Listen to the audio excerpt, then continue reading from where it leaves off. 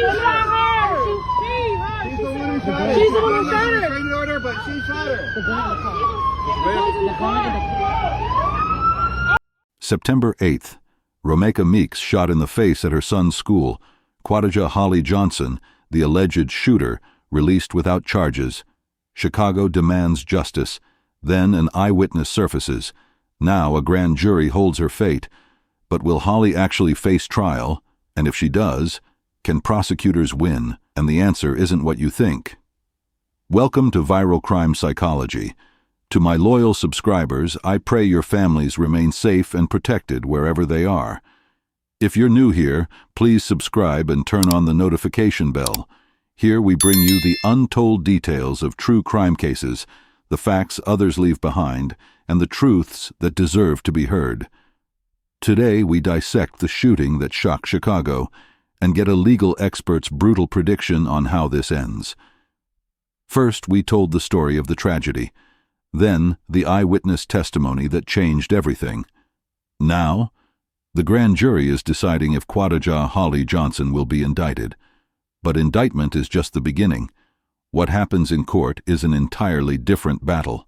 Tammy, on Facebook, Holly's aunt is Tammy Johnson. She's the one who's been speaking on behalf of the family. She released the official statement, and she makes little comments here and there. And she also posted the video of Romeca on the ground, but she took it off right away.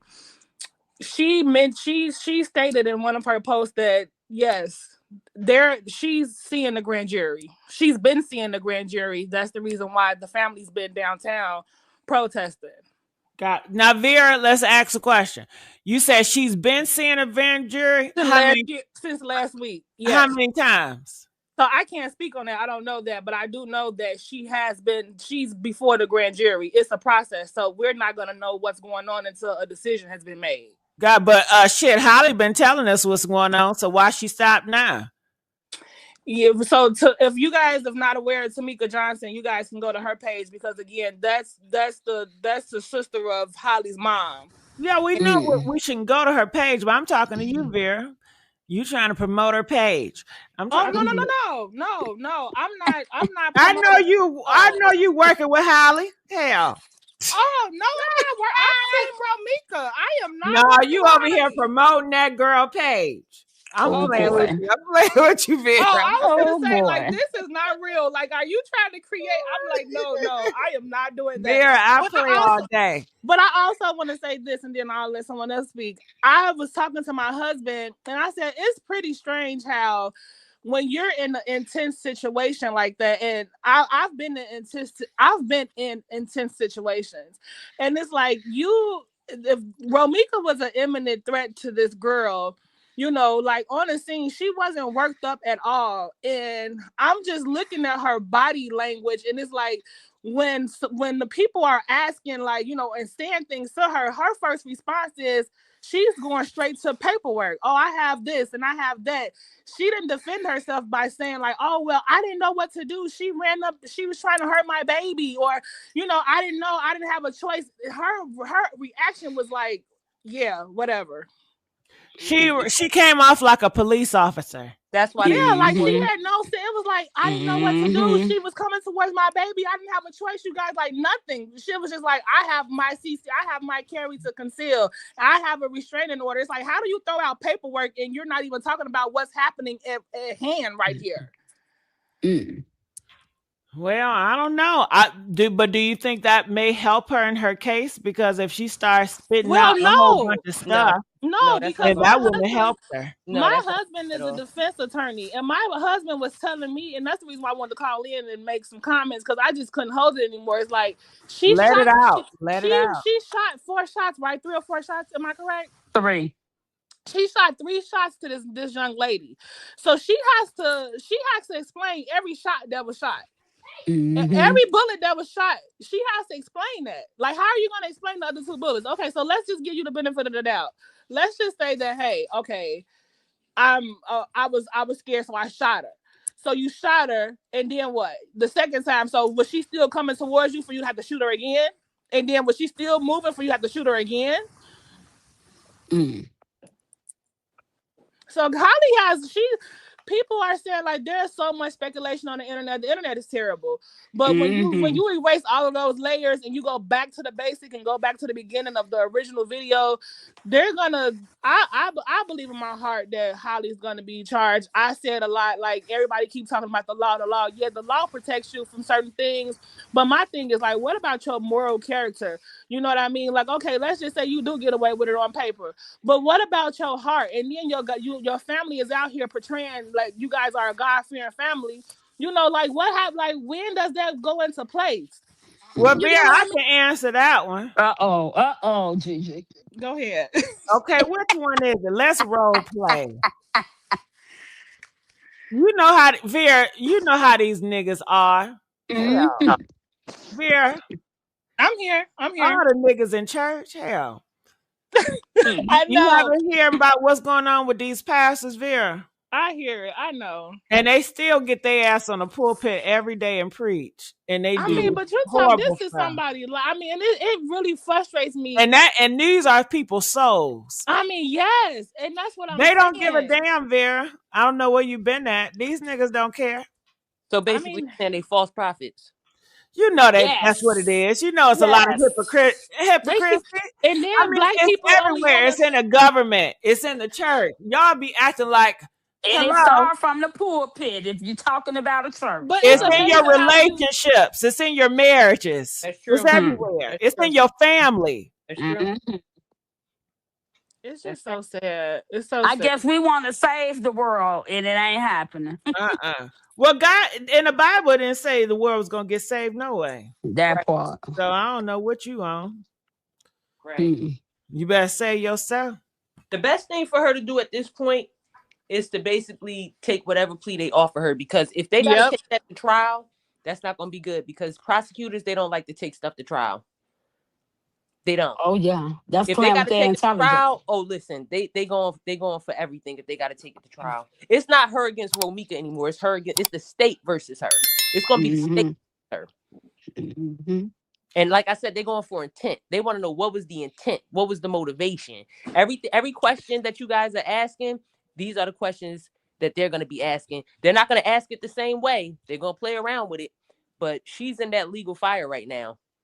You know but that will be determined like if there's a trial, because first, if any witnesses was subpoenaed, right, which the prosecution does, that evidence has to be presented to the grand jury first, and then they decide whether there is even probable cause to file criminal charges first of all.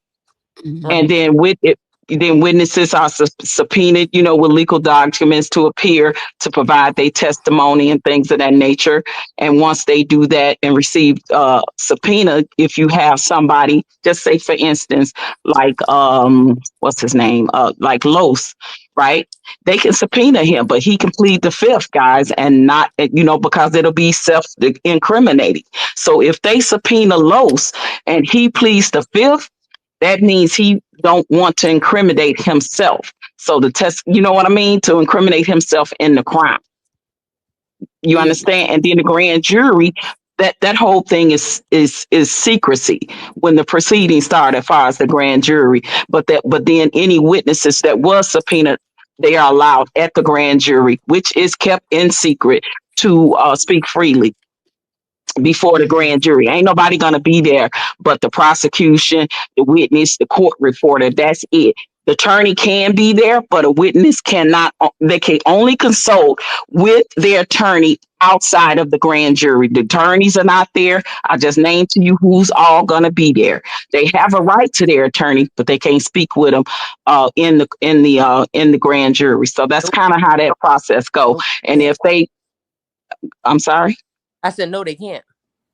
Right. So, yeah. So that's all I wanted to say, because I think people getting confused. Only if it goes to trial, then there's things like, first it has to be probable cause to even go to trial so she can be indicted, right, on whatever it is that the prosecution is going after, because the defense is not there. And in that moment, it's only the state, which is the prosecution, that wants to prosecute Holly. So that's how that process works. I wanted everybody to kind of understand that, because only if it's a trial, then those type of questions will be answered be asked possibly by the prosecution.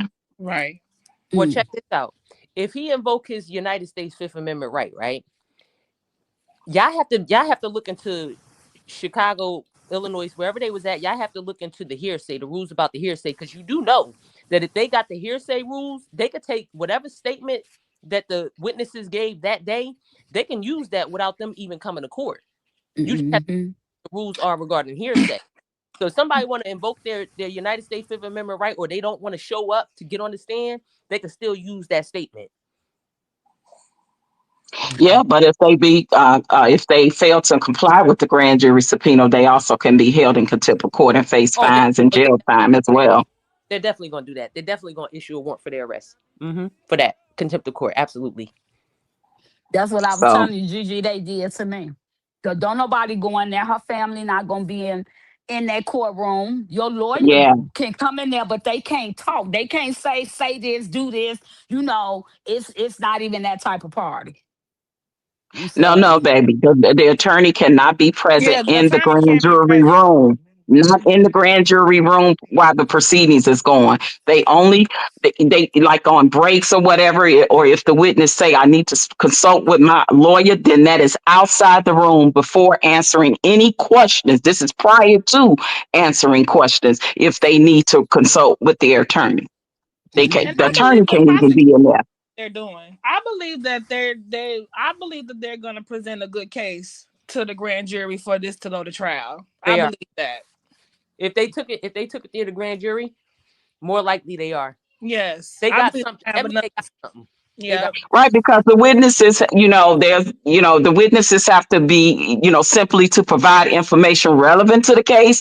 And then you have target witnesses, are individuals that the government is considering charging with a crime per se, aka allegedly, possibly Los. You know what I'm saying? If they speculate any involvement with him, as far as he's concerned. And that's why I'm saying he could plead the fifth to not incriminate himself if there's a situation that comes up like that. If he already gave a statement, it's too late. If he already bring his past into it, that if he pleads, because that would be a way for him. If he pleads the fifth, he knowing they gonna bring up his background. A good lawyer gonna go in there and say, "Well, you was arrested this day for domestic violence, or you was arrested this day for that." So it's tricky. And guess what? Yeah. Not only that, and it still could be brought up without him even testifying, what I mean, as a witness. If he plead the fifth, it still will play a part in the decision that the prosecution will present to the grand jury and have them, make a decision based off of that, right? Because your grand jury is nothing but tax-paying citizens, you guys. Right. It's not like court-appointed people that will be appointed once the trial starts. These are just regular people that are taxpaying citizens that will be called to come to be a part of the grand jury. Right. Yep. And they're gonna use the silence as his agreement. And you know that the prosecutors, they good at picking that thing and twisting it and turning it to the way how they want it to go. So if he go in there, if he want to invoke his fifth, that's not gonna be good. He gonna get cased up. And the guy Quadre, he said that he got a tape that was over top of the light pole or something.